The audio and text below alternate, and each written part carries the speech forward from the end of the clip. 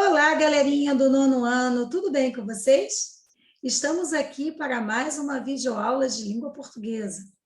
O tema da nossa aula de hoje são contos e mini-contos. Bom, hoje vamos nos aventurar por essa narrativa poderosa que encanta tantas pessoas, tão curta, mas ao mesmo tempo tão importante. Espero que vocês estejam preparados. Aula sobre conto e mini-conto e a estrutura desta narrativa, não é? Vamos conhecer as nuances desse gênero textual. Aula destinada aos alunos do nono ano do ensino fundamental. Bom, é importante que a gente entenda como se forma um conto. Então, eu coloquei aqui para vocês algumas perguntas, né? Alguns questionamentos. Afinal, o que é um conto? A crônica e o conto são o mesmo gênero? São da mesma família? São semelhantes? São diferentes? Né? Todas as vezes que a gente reúne vários gêneros textuais, a dúvida que surge é que se eles são muito semelhantes, se eles são muito diferentes. Né? Ninguém melhor para responder essas perguntas do que ele, o próprio conto. Moacir Silá, de forma bem criativa, faz-nos uma apresentação inédita do conto. Então, vamos ouvir com bastante atenção. Vou ler com calma e, ao final, provavelmente, vocês vão ter suas dúvidas ou terão essas perguntas, né, respondidas. O conto se apresenta. Olá, não adianta olhar ao redor. Você não vai me enxergar. Não sou uma pessoa como você. Sou, vamos dizer assim, uma voz. Uma voz que fala com você ao vivo, como eu estou fazendo agora. Ou então, que lhe fala dos livros que você lê. Não fique tão surpreso assim. Você me conhece. Na verdade, somos até velhos amigos. Você já me ouviu falando de Chapeuzinho Vermelho e do Príncipe Encantado, de reis, de bruxas, do Saci Pererê. Falo de muitas coisas, conto muitas histórias, mas nunca falei de mim próprio. É o que eu vou fazer agora, em homenagem a você. E começo me apresentando. Eu sou o conto. Sabe o conto de fadas, o conto de mistério? Sou eu, o conto. Vejo que você ficou curioso. Quer saber coisas sobre mim? Por exemplo, qual a minha idade? Devo lhe dizer que sou muito antigo, porque contar histórias é uma coisa que as pessoas fazem há muito, muito tempo. É uma coisa natural, que brota de dentro da gente. Faça o seguinte, feche os olhos e imagine uma cena que se passou há muitos milhares de anos. É de noite e uma tribo dos antepassados, aqueles que viviam nas cavernas, está sentada em redor da fogueira. Eles têm medo do escuro, porque no escuro estão as feras que os ameaçam, aqueles enormes tigres e outras mais. Então alguém olha para a lua e pergunta: por que é que às vezes a lua desaparece? Todos se voltam para um homem velho, que é uma espécie de guru para eles. Esperam que o homem dê a resposta, mas ele não sabe o que responder. Então eu apareço, eu, o conto, surjo lá da escuridão e, sem que ninguém note, falo baixinho ao ouvido do velho. Conte uma história para eles. E ele conta. É uma história sobre um grande tigre que anda pelo céu e que de vez em quando come a lua. E a lua some.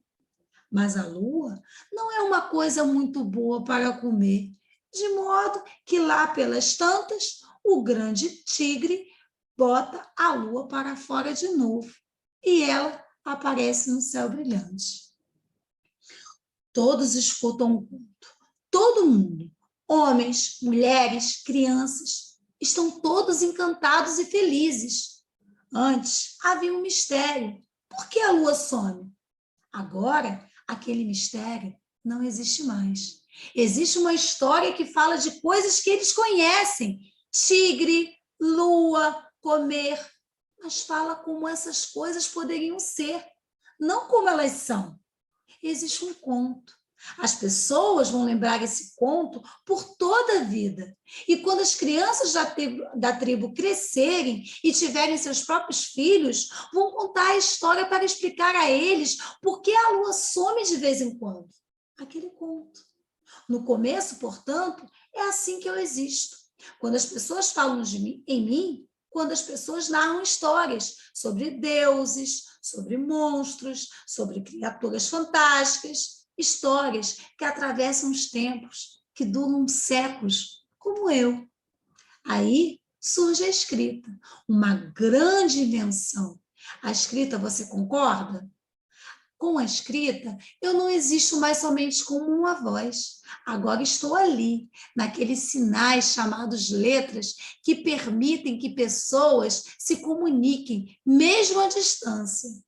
E aquelas histórias sobre deuses, sobre monstros, sobre criaturas fantásticas, vão aparecer em forma de palavra escrita. E é neste momento que eu tenho uma grande ideia, uma inspiração, vamos dizer assim. Você sabe o que é uma inspiração? Inspiração é aquela descoberta que a gente faz de repente. De repente tem uma ideia muito boa. A inspiração não vem de fora, não. Não é uma coisa misteriosa que entra na nossa cabeça. A boa ideia já estava dentro de nós, só que a gente não sabia. A gente tem muitas boas ideias, pode crer. Então, com aquela boa ideia, chego perto de um homem ainda jovem. Ele não me vê, como você não me vê. Eu me apresento, como eu me apresentei a você. Digo-lhe que estou ali com uma missão especial, com um pedido. Escreva uma história. Num primeiro momento, ele fica surpreso, assim como você ficou. Na verdade, ele já havia pensado nisso, em escrever uma história, mas tinha dúvidas. Ele escreveu uma história? Como histórias que todas as pessoas contavam e que vinham de um passado? Ele escreveu uma história? E como assinar seu próprio nome? Será que pode fazer isso? Dou força. Vai em frente, cara. Escreva uma história. Você vai gostar de escrever e as pessoas vão gostar de ler.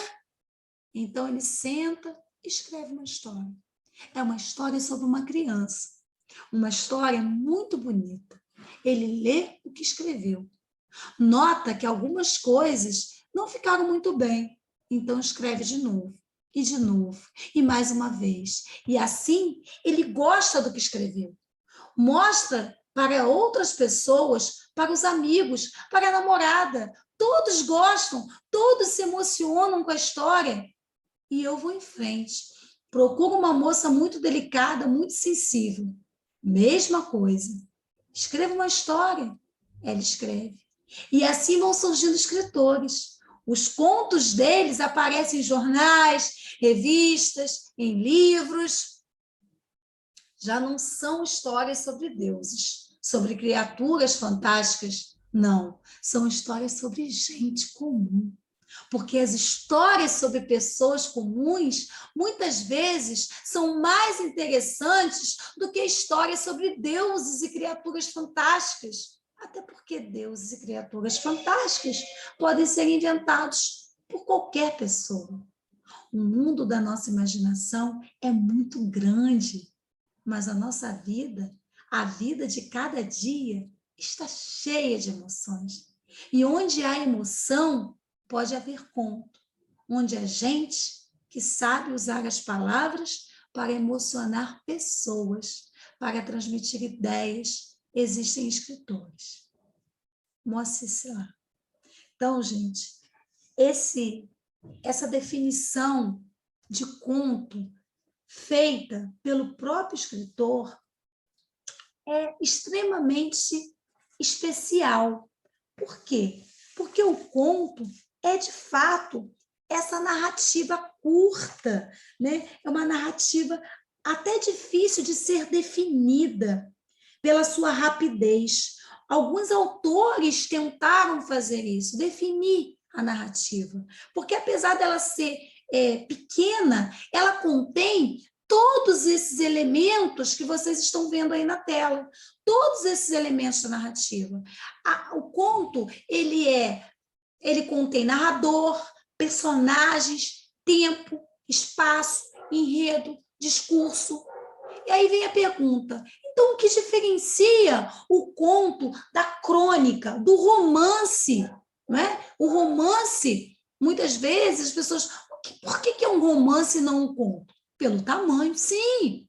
O desenrolar das ações num romance demora muito a acontecer. Já o desenrolar das ações num conto é rápido, é breve, é intenso. Então, essa rapidez da narrativa é proposital. Não existe uma descrição ampla das personagens. Então, elas estão ali, mas não tem muitos detalhes. Então, uma dica para a gente escrever um conto, né? Porque todos nós podemos ser escritores de contos, é não nos prendermos aos detalhes. Não devemos nos prender aos detalhes. Isso é uma dica dada por escritores renomados, como Machado de Assis, Moacir Silá, Clarice Lispector, né? O próprio Edgar Allan Poe. São muitos escritores de contos. Esse tipo de narrativa, esse gênero textual, ele encantou diversos autores, brasileiros e não brasileiros, que escreveram muitos desses contos que ficaram famosos. Então, no conto, só se descreve aquilo que for realmente necessário. E durante muito tempo, os escritores, eles se perguntavam, qual é o tamanho, então, já que o conto é tão rápido, tão curto, qual é o tamanho ideal de um conto? Será que existe? Então, eles resolveram fixar um tamanho quase que ideal, né? Então, criaram aí um mini-conto, que nós vamos ver mais à frente, as características do mini-conto.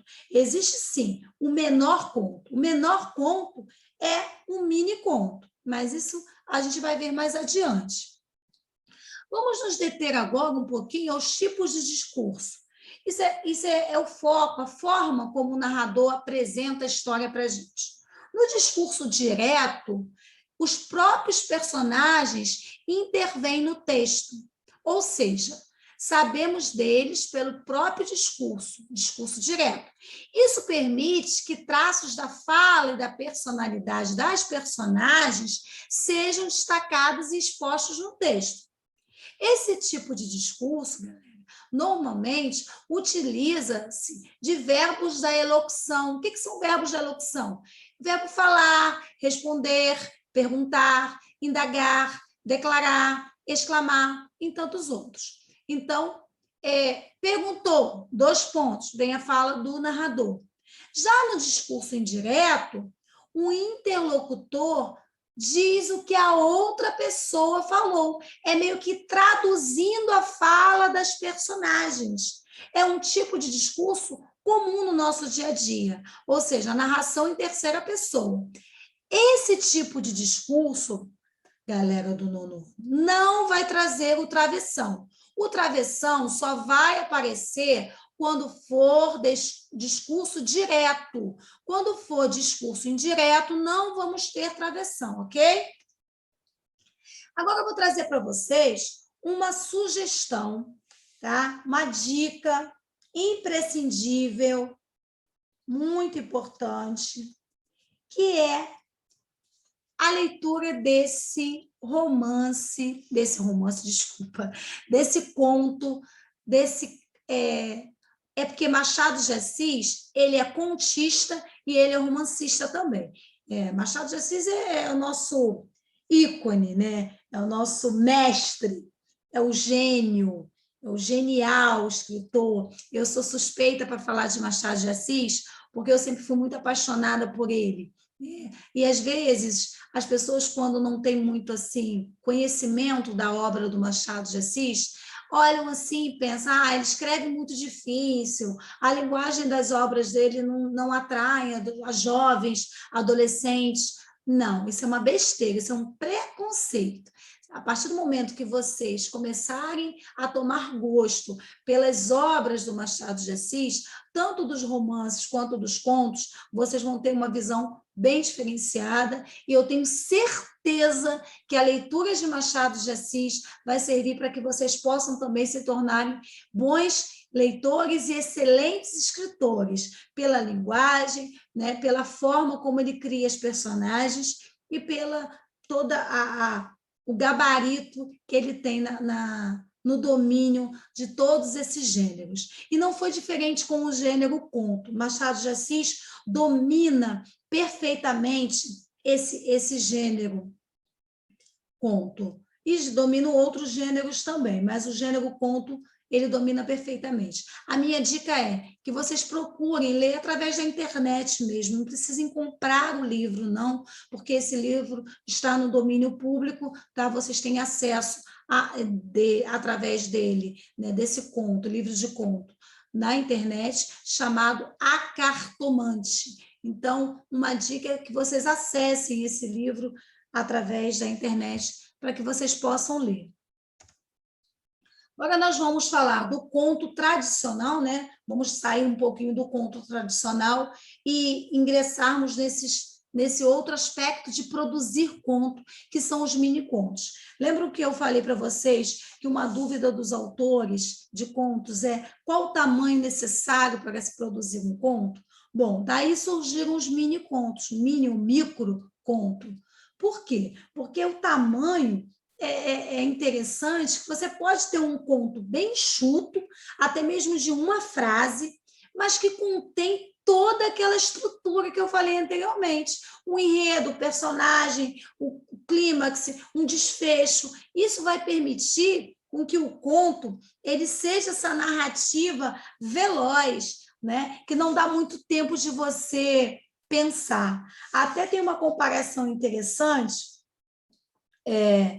que uma vez eu li que um autor, eu não me recordo muito bem aqui o nome desse autor, que ele disse assim, se fosse possível colocar o romance e o conto num ringue de boxe, certamente o conto venceria por nocaute e o romance por pontos. Para quem não está muito ambientado com esse esquema de lutas, eu vou tentar explicar para vocês o que acontece. Quando você ganha uma luta por pontos, é uma vitória mais arrastada, né? Os lutadores vão ao ringue várias vezes e aí soma-se os pontos no final e vê quem construiu mais pontos e dá a vitória para aquele lutador. Já numa vitória por nocaute, é aquele final surpresa, né? Aquele final que ninguém está esperando muito e aí vence por nocaute. Então, quer dizer, esse autor ele fez essa comparação entre o romance e o conto. O conto seria num ringue, né, de boxe, ele venceria por nocaute. Já o romance venceria por pontos. Por quê? Porque o romance é essa narrativa mais arrastada, mais demorada, em que as personagens são colocadas de maneira mais detalhada. Já o conto não. O conto tem pressa, né? O conto ele é veloz. Imagina, se o conto é assim, imagine um mini conto. Gente, um mini conto, às vezes ele é construído com 2 ou 3 frases. É interessante que a teoria literária ela não reconhece muito o mini-conto como um gênero à parte, não. Tá? Ele diz que o mini-conto ele está dentro do conto, não é um gênero à parte. É uma forma de narrar diferente, mas é conto. O mini-conto ele é muito mais assim, o objetivo do mini-conto é muito mais sugerir para o leitor e deixar que o leitor preencha as elipses das narrativas. O que são as elipses? As elipses são aquelas meio que o espaço vago. Então, quem vai meio que preencher aquelas elipses, aquele espaço vago, serão os próprios leitores. Então, o mini-conto, ele dá a entender, ele não deixa fechado a história. Então, ele sugere para que o leitor possa chegar àquela conclusão. Então, é bem interessante. Tem um livro muito... Eu não coloquei a imagem dele aqui para vocês, mas eu vou deixar o nome. Os 100 menores contos brasileiros do século. Vou repetir. Os 100 menores contos brasileiros do século. É um livro muito divertido, de mini contos, do Marcelino Freire. O nome do autor é Marcelino Freire. Vale muito a pena. Traz contos com, assim, pequenas frases, pouquíssimos caracteres. Eu trouxe aqui um exemplo de um mini conto. Esse aqui é um mini conto, mas existem mini contos menores do que este exemplo aqui, tá? Depois também eu coloquei uma sugestão aqui de site, se vocês pesquisarem aqui, nesse site também vão encontrar outros mini contos.